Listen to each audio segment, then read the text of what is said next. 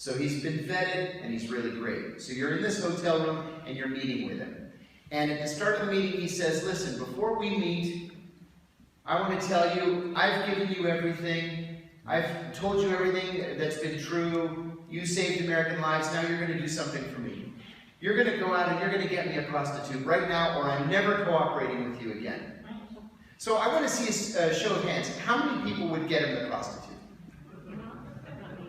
Some, not many. The answer is sure. I mean, you know, he's a scumbag, of course, but your job is to deal with scumbags, and you would be expected to go out and get him the prostitute. What if he asks for a child prostitute? Absolutely not, under any circumstances. But that's not the CIA talking, that's John Kiriakou talking. Because there's no rule. Your job as a CIA case officer is to break the laws of the country that you're serving in.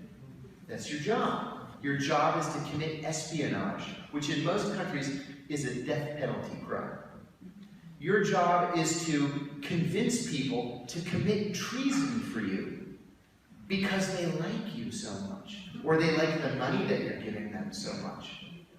So, because it's the nature of your job to break the law, there are no rules that are written for you to carry out that job. Now the problem there is that most CIA case officers would procure the child prostitute. And even if they felt funny about it, they would be told by headquarters, you have a job to do. This is a bona fide source here. Go do your job. That's the problem, or the nature of the problem, of ethics and intelligence operations. There are no ethics and intelligence operations. I've come to the conclusion, after all these years, that there probably doesn't need to be a CIA. I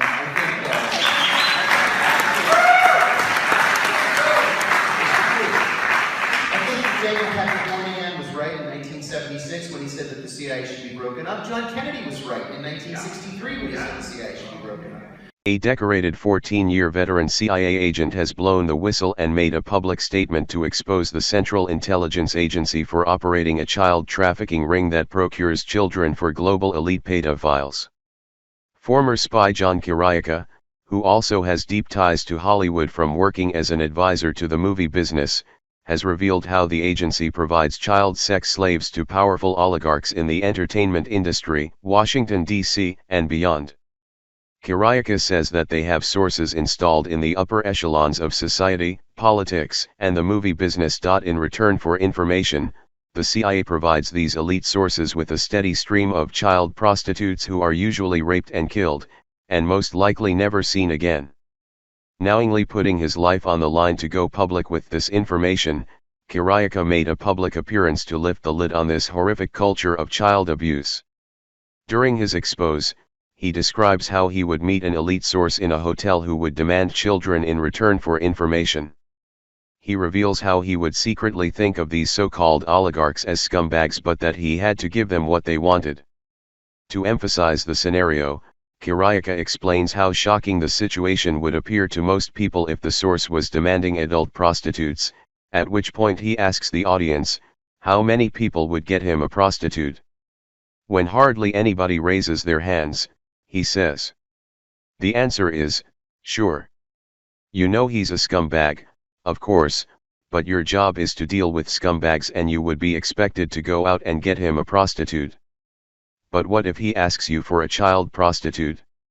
Your job as a CIA agent is to break the laws of the country you are serving. That's your job is to commit espionage. Most CIA officers would procure the child. John Kiriakou served a 14-year career as a CIA officer that included thrilling, yet dangerous, tours as a specialist in counterterrorism.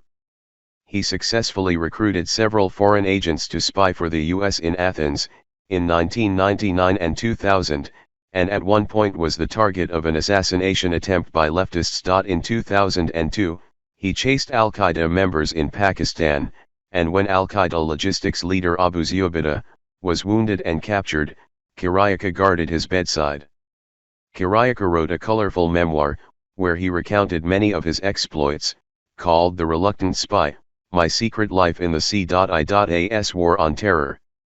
After retiring from the agency in 2004, he took a job with the accounting and consulting firm Deloitte. Recently he has been working in the corporate intelligence field and as an advisor to Hollywood filmmakers on the side.